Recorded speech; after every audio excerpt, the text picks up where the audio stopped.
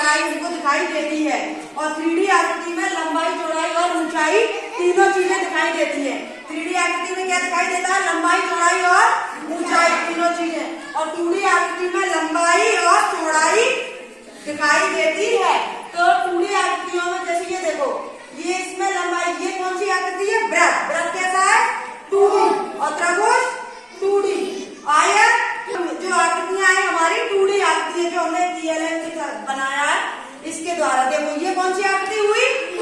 2D। क्योंकि इसमें लंबाई और चौड़ाई ऊंचाई दिखाई नहीं दे रही है। क्या आपको ऊंचाई दिख रही है इसमें? नहीं ना।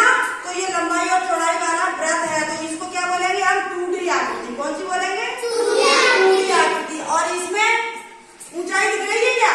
तो ये कौन सी होगी? 2D।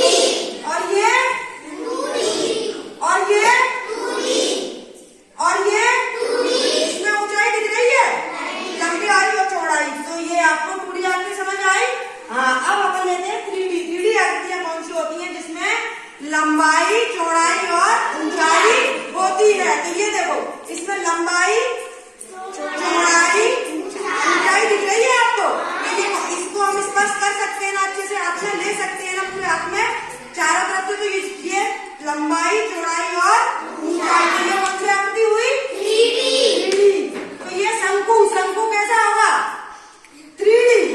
शंकु कैसा होगा? 3D। तो इसमें चौड़ाई, लंबाई और तीनों चीजें दिख रही है, हाथ में भी पकड़ पा रहे हैं ऐसे। और ये कौन सी होगी? 3D। इसको भी मैं हाथ में ले पा रही हूँ ना। तो ये कौन, जिसमें लंबाई, चौड़ाई, ऊंचाई तीनों चीज दिख रही है, चारों तरफ से दिख रहा है ये। तो ये कौन सी हुई? 3D। और ये 3D। और ये बॉल, क्योंकि ये भी मेरे हाथ में आ गई। चार लंबाई, चौड़ाई, ऊंचाई इसमें भी है।